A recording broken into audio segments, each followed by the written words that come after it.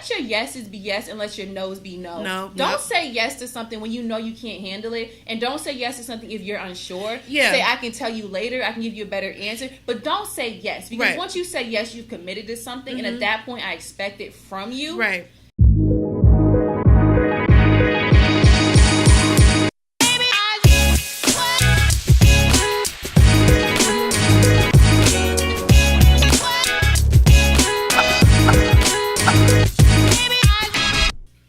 Welcome to the Strong by Choice podcast, where we teach in business, life, and health.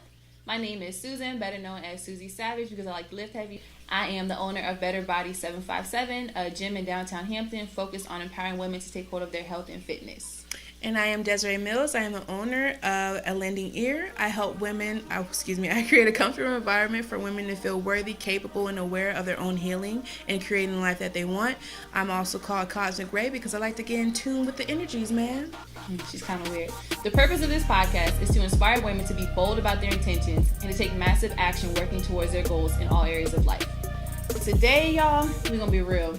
We're going to talk about failures in business. And struggles in business with your kids, spouses, significant others, maybe even your family if they get on your damn nerve. Because it's been real in these streets over the past 2 years. I can't believe, sometimes I still can't believe it's been like 2 years. That's like the strangest thing to me. I think the really weird part is that like the things that happened last year. Because last year was the first like full year. Yeah. No working for anyone else at all. Just full-time Better Bodies. Yeah. And so much happened in that year. Yeah, I mean, we lost like 4 people left. When you said lost, it made me think of that. No. We went through a few contractors. Yeah. They didn't make it, y'all. They didn't make it. Didn't make it at all.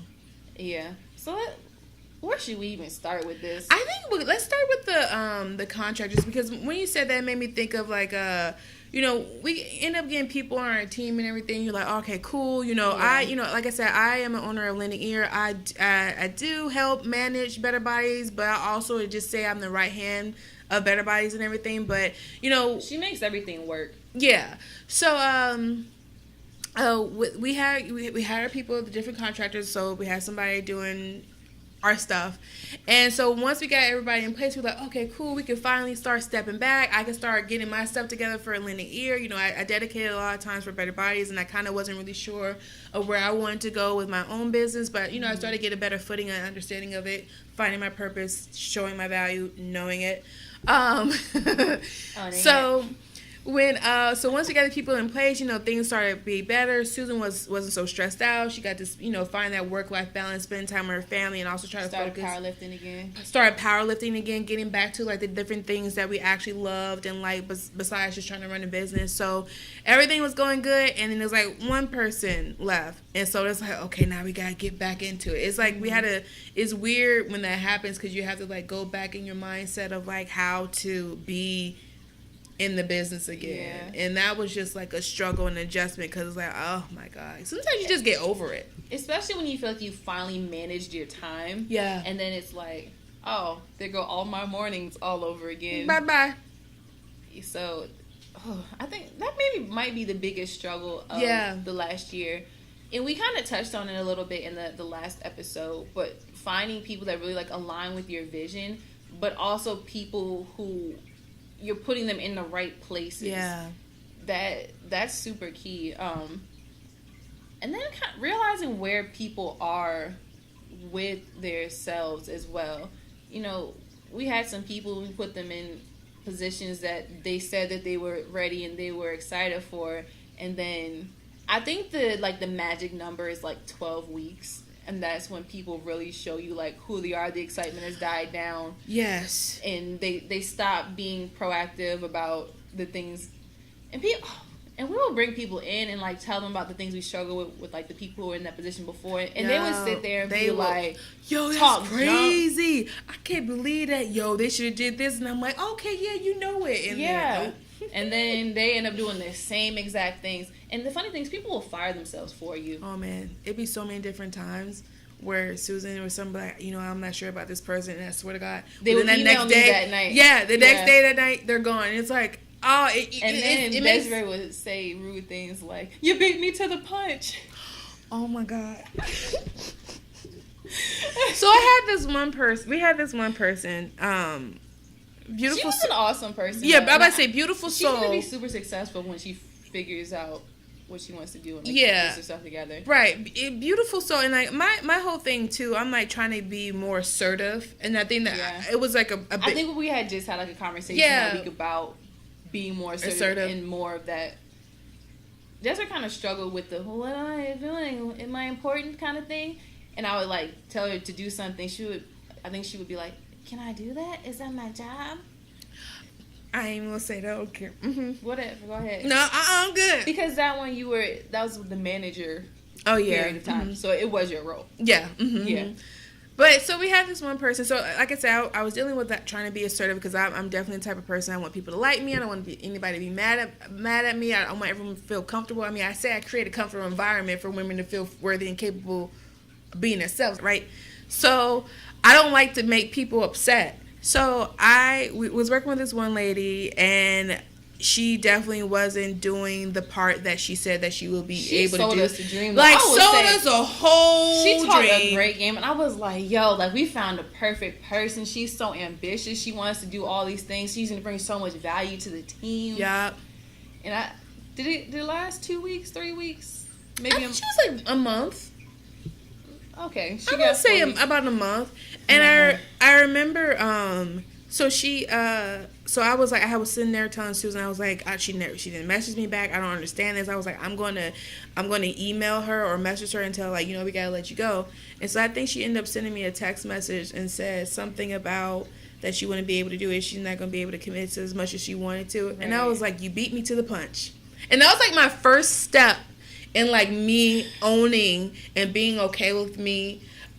Your position, my position as power, my position of power and at Better Bodies, and my position of power with also myself of being assertive. That I feel like that was like my first one. Mm-hmm. And so I'm saying this to as well as that, with the different failures or struggles that you're going through in your business, sometimes learn something. Yeah, and sometimes it correlates with what you have to do in your business that you had already thought of, or sometimes it correlates with what you were trying to do and grow as a person.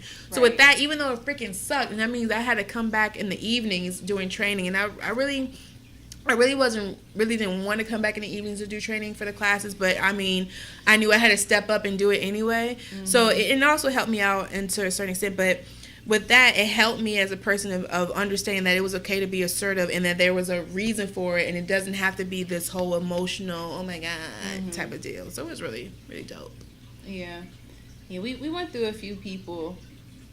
I'm not going to say the positions because I don't want to call anybody out, but a lot of people who we thought would be good at what they did and didn't so much align with the things that we had at Better Bodies. They may have had like a vision for what they wanted to accomplish with themselves, but their work ethic and their intention didn't match what they said they wanted to do. But we definitely learned a lot about ourselves and the things that we need to do to implement better policies to keep people on track and to attract different people to us and to make sure that they're in the right positions and not putting too much on them either. Yeah. Because people will tell you they can do everything. Yeah. And they really can only handle one thing at a time. And don't oversell yourself, people.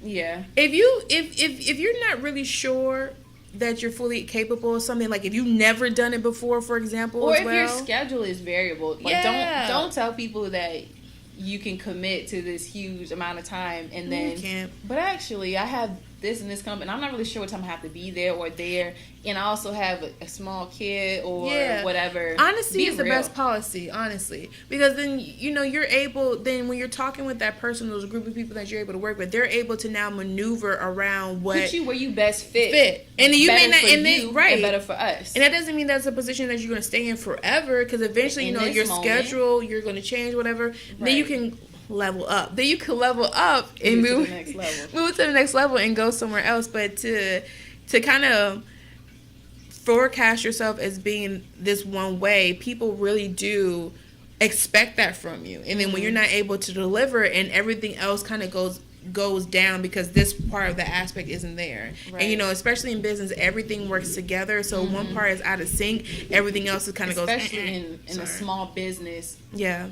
everyone it's super important for everyone to really play their role and to do the part that they say that they can do. Yeah, and if you make a mistake, okay, that's fine, but don't like harper on it either. Yeah, because I used to do that a lot. I take people's word very seriously, and it honestly makes me angry when you say that you were gonna do something or commit to something and then you don't do it.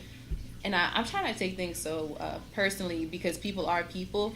But just know that, like, once you've gone back in your word, my perception of you has changed forever. Like, I'm never going to hire you again. I'm probably not going to recommend you to anyone else because I'm not mad. No, but honestly, I just think that it's so inconsiderate to commit to something. I've trusted you with a part of my business, and for you to say you can do it. And then a lot of times it's one thing to say that, you know, I acted too soon and I need to go back. I can't handle this all. But to just completely, like, disregard it and not acknowledge it and to just, like, let things go under the carpet and let a part of a business fall apart because you don't want to acknowledge that you can't handle it, that it's annoying to me. It's disrespectful. But also, it just feels disrespectful because it's like you're trying to protect your own feelings, and we're a team. We're supposed to be a team. You don't care about the other people up, and you don't care about the vision for better. You don't care about the people, because that's really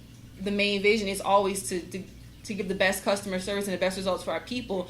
So at that point, like, you don't care about the vision of the company or the clientele. Right. So to me, it's just disrespectful in general.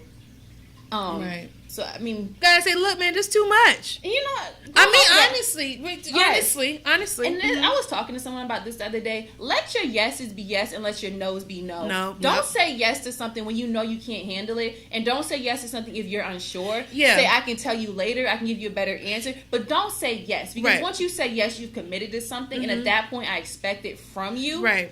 And if you give me anything other than that, then I'm gonna be pissed off. Right, because some people, you know, somebody will ask you something, or even there'll be an example, and I know I could have saved me and Susan heartache, because I definitely was in the beginning stages of Better Bias. I would do that with Susan. I wasn't really sure and everything. I know she'd get pissed off, and I'm like, oh my God, I'm disappointing her. Oh my God. First off, don't be afraid to disappoint anybody. Secondly, I'll give an answer, like, she'll ask me something, and I'm like, yeah, I guess. See. And then you're thinking you're sending out this some kind of language. Especially, you also have to know the type of people you're working with. Susan is kind of much yes or no. So even though you're kind of like, yes and no. Right, even though you might be like, okay, yeah, and you're hoping that this person can see that you're not really comfortable with it, they're still going to say yes. I hear yes. Say no, I hear no. It don't matter if you say yeah with your shoulders hunched over and you put your voice in a higher pitch. Yes is yes and no is no. Right. So you have to be sure with that and being okay with it. So then at least that way you can walk away. You feel more relaxed. Like, all right, I can move that. Or even say, no, I can't do that. But yes, I can do this. It makes my life easier. Right. Because if you can't do it, that's fine. I'm just going to find somebody else to do it. Yeah. And I'm not mad that you can't do it. I just need to know, is it something that's within your capabilities, or do I need to get somebody else on the team? It's not to say that you're less valuable because you can't do something. It's not in your zone of genius. Don't take stuff so personal. Yeah, dog. If you're going to give me half work, I don't want it anyways. If you can't do it, you don't know how to do it, that's cool. Yep. I'm going to do it myself, or else I'm going to find someone who can do it better, and that's it. Yeah. And we're going to keep moving on to the next thing and keep growing. You're going to keep doing the things that you're good at, and you're not going to piss me off because you told me yes and you can't do it. Yep. Pretty much. Facts. Don't do it, honestly. So another thing, definitely struggling in business and different failures and struggles that we have. I don't know if a lot of women we're going to be speaking to are mothers. Me and Susan both are mothers. I have a 4-year-old daughter. She will turn 5. I can't believe it, in July. Mm-hmm. Susan has a 3-year-old daughter who will be turning 4 in August. Mm-hmm. And let me just preface this with, I don't think our children are regular. And I mean, my daughter grew up in a gym, so basically, her level of she's already very energetic, and her level of just like off the chain is real. Mm-hmm. And she's not a bad kid, like she doesn't do anything disrespectfully, but she's just a lot of energy, and very, very excitable. And just all over the place. She really doesn't sit still. Her attention span is still very short. Mm-hmm. So trying to, get work done with her around is hard because she's an only child, and she very much acts like an only child. Yes, Mom, come play with me. Like when we're home, she'll tell me, "Mom, put your laptop away." And when she says, "You working, Mama? Can I work?" And there's no saying no. Well, to me, I don't feel like I'm going to tell her no if she says put your laptop away and play with me, because I mean, at the end of the day, she's my priority and she's why I do what I do. I may have to stay up 2 extra hours later that night, but I'm going to give her the attention that she needs and that she wants, because at the end of the day, I'm a mother over anything. And I've always wanted to be a mother too. So she wanted to have 6. Five. Excuse me, 5. I have 4 brothers, and I love having a big family, and I've always wanted one. It ain't gonna happen. It ain't gonna be that many. We'll see if there's any more at all. But I take the role very seriously, and I wouldn't say I have the best relationship with my mom. I love my mom and dad, but there are a lot of things that I wish were different with our relationship that I want to make sure that I'm better with my daughter.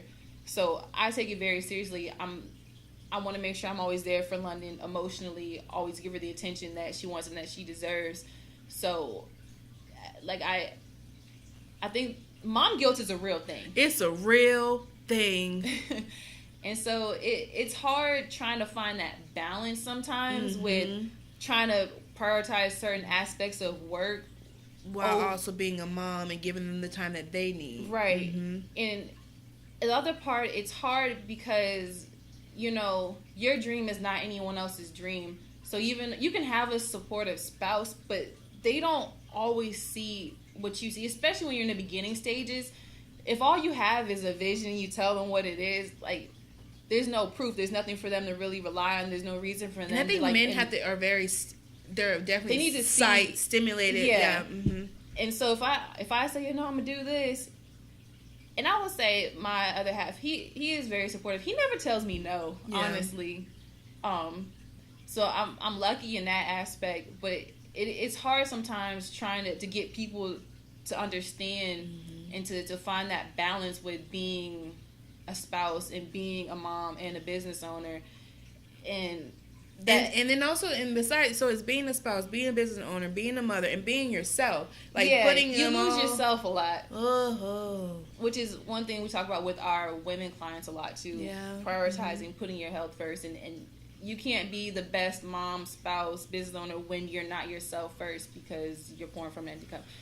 I always say that, and it really makes sense, and I think it gives a great visual of that feeling and that lack of when you put yourself, or you put all your parts into everything else and don't refill it with yourself. Yeah. But yeah, we've had some struggles with having our daughters in the gym. One time, Brielle just recently started daycare, but before that, London is not in daycare, not in school. So when we're here, they are pretty much here all the time. And when they come together, oh God! So my daughter, they're best frenemies. Yes, my daughter, she's very much like her mother, very outgoing, very outspoken, loves to dance, whatever. Loves attention. Loves to dance, loves to sing, loves attention. But she's also she can be really aggressive. She does this running thing that she does. It's the cutest thing in the world. But she's also very much only child syndrome. And she very much only child syndrome. So when they're together, it starts off fine. They're doing good. And then Brielle might do something. And then London's like, what the heck? Or London might do something. And Brielle's like, what the heck? They love being in the room together. Brielle more so likes to have that attention, do stuff together. Yes. But don't play with the toy that I'm playing with. And do what I tell you to do. Yeah. And London is more so like me. I'm going to play with you while it's fun. And when I'm done with you, I'm going to go play with this. And be okay with it. Yeah. When I don't feel like being bothered, don't bother me. Yeah. And Brielle's like, no, come back. Come back. Me. Yeah. Play with me, but don't touch my toy. Yeah. But stand here and play with me. Yeah. So it is interesting. But then when they're apart, when Brielle, when they're apart, she's like, you can get this for London. Yes. She talks so highly of her. I'm like, I want you to do that. They're best together. Friends. I guess they're pretty much kind of like siblings. Basically. Yeah. I think if I had a second kid, I feel like that's how the dynamic would go. Yeah. And it's kind of like, stop hitting your sister. Like, when she does it, like, Brielle, leave her alone. London, where you at? Floating on the stairs again? Yeah, but we had to make a decision that, like, when we had important stuff going on, that we couldn't have both of them in the gym at the same time. It wouldn't work. And that's hard. That's the struggle, because one is I always struggle with it, because it's like, one, I wanted Brielle to be there because I wanted her to play with London, because I know she actually enjoys it. Even though they fight and everything, I know that they actually enjoy their time together. But then it's like, okay, we also have to get stuff done. Yeah. And so that's why I decided, an actual step of mine was to put Brielle into preschool, even though my funds aren't as good as I want them to be. But I know that also gave me like that hit, like, all right, so now you got to start putting the action behind everything, so you can make sure I can take care of her and keep her in there, because she goes to school in September, so I got 6 more months. I said, if I can make it through this 6-month period, I'm good to go. So it's that struggle of that mom guilt, because even like with her being in preschool, I still feel guilty, because then it's like I get a little bit of time with her in the morning, and then if I come here in the evening, I get a little bit of time with her in the evening, so I don't really see her.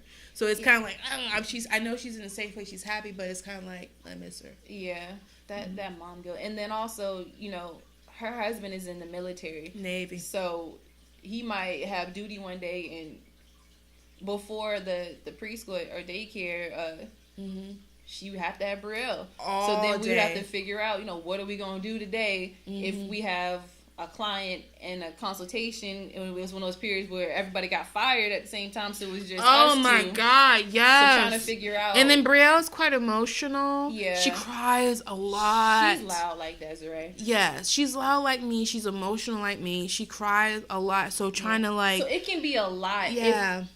Especially if we're bringing a client who we're not sure if they have kids, because one thing, we do have a lot of mothers, and they do understand, so it's not that serious. But in the beginning, when you're trying to vet that client, you just never know who you're gonna bring in. And sometimes people, like, they're trying to escape their kids, and they're not really trying to deal with your kids. Your kids, while they're trying to escape their own kids. It's like, and I know my child has no boundaries, so when she's in here from the consultation, she'll come in the room. Hey, what you doing, lady? You have a kid?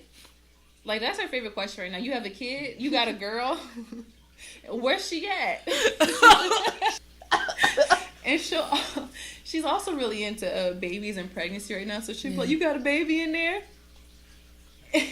You don't know how many people she's offended. And I'm like, no, she asked me that question too. And I got to downplay it. She's asked so many people, you got a baby in there. Oh, man. Or, yeah, and then I remember thinking about being in a smaller place. It's like, like you said, it's a consultation going on. So, but then I had to train the ladies, then keep Brielle and London together, and then once I'm done with class, and I had to go somewhere and take the kids out somewhere just so Susan can do the consultation, and then come back. Then you gotta have lunch and nap.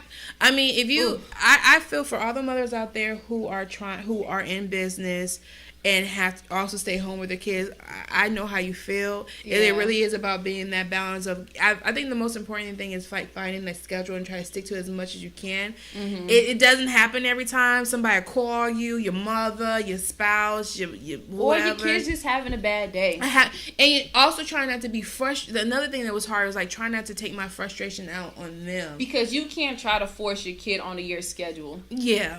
Or in your dream. You can try your best to arrange certain things around nap time, but you know what, like, if your kid is tired one day and they're tired of being at the gym, you just have to call it, and you have to be okay with being like, look, I'm sorry, I can't train this evening because my child says no. Yeah, because I feel like, especially with our kids, I wouldn't say we put them through a lot, but I think, I don't know. It's that mom guilt. You know what I'm talking about? It's the mom guilt, because they definitely have fun. They love being at the gym. Yeah, they're fine. Especially like that little buddy here. They asked to be at the gym. We're going to train the ladies? Are we going to go train the ladies, Mommy? Can I tell them to do push-ups? Yeah. 1, 2. Yeah, they love being here. It's almost like being at the playground. But still, I feel like they need more balance, and I hate having them like cooped up, especially if it's a day where everything's like back to back to back to back. If I can't even like leave for lunch or something, it's like, oh, well, you've been at the gym for 12 hours with me today, baby. Sorry. Literally like that. And you always try to make it up with them some kind of way, and it's just it can be a struggle. So and then especially if your spouse isn't as available for you, or if you're both entrepreneurs, then you have to try to figure out how to balance that out. like, the best thing is to try to create a schedule, but a lot of times it just can't happen. Yeah. Or you make a schedule and you just can't stick to it.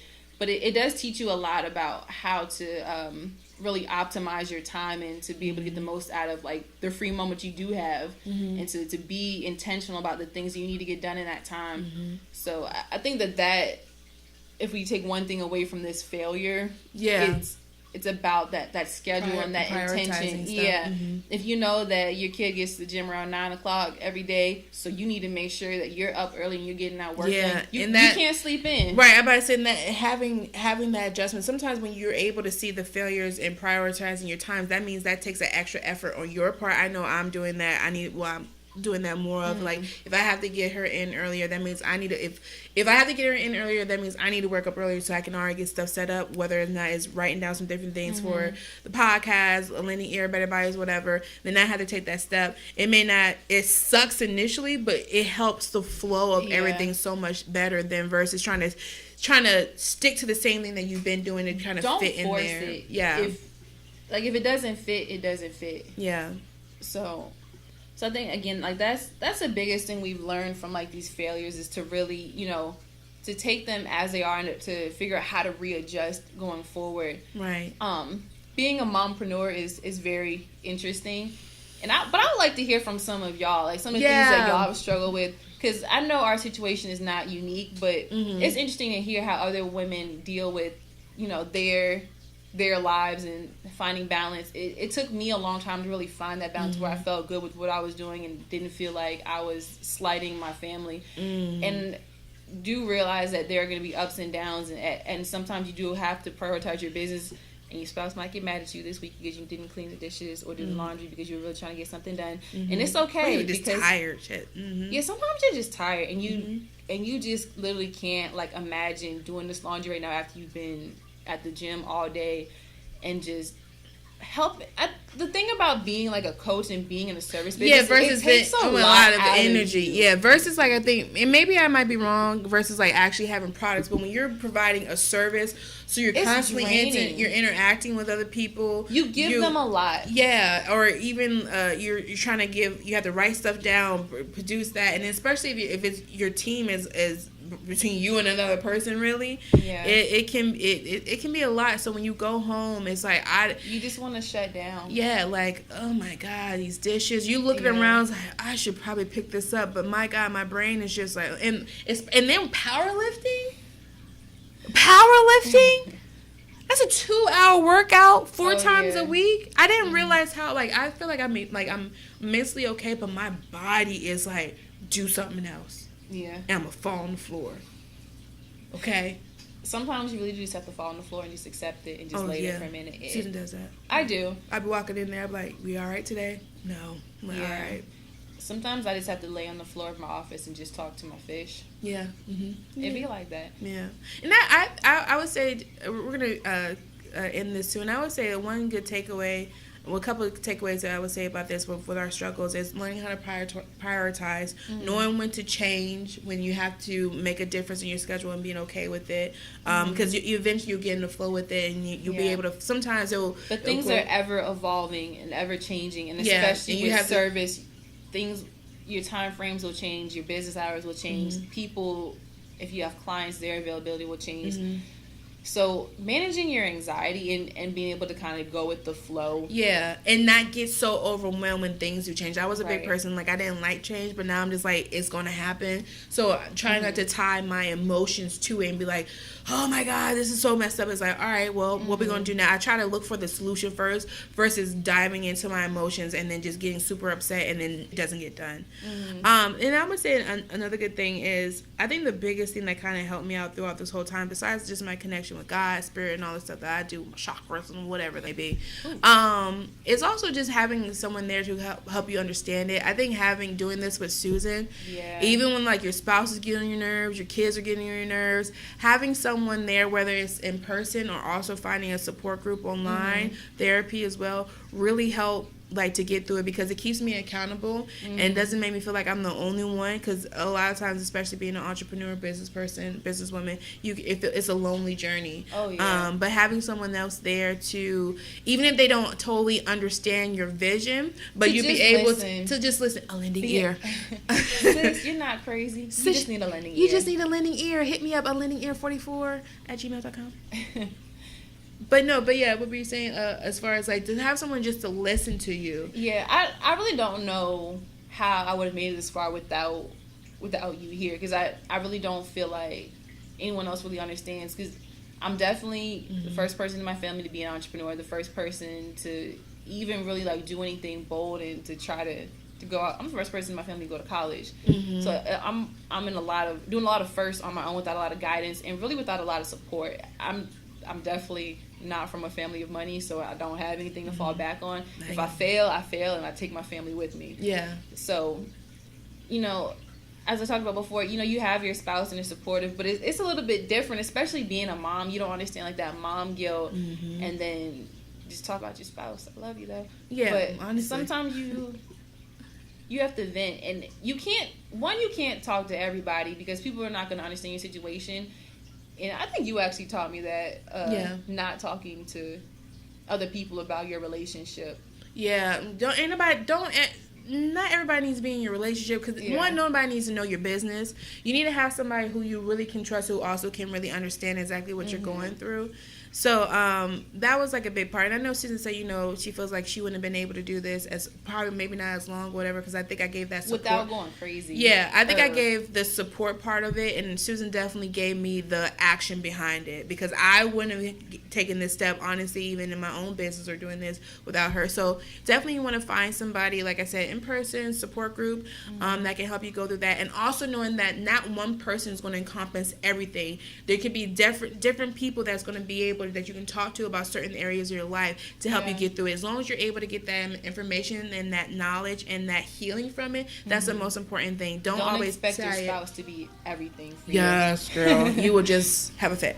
Yeah. So, outro. I'm not doing it this time. So, we definitely want to hear from you guys. So, let us know about your struggles, the things that you want to hear more about from us, and if there's anything specific that we can help you with, let us know. Make sure you comment, like, subscribe to our page, share it, all that good stuff. If you have any... Strong by choice. I was going to say, if you have any questions, send it to us. You can message us on Instagram, strong_by choice. You can send us email, sbc@suziesavage.com. That's Susie with a Z. And we out.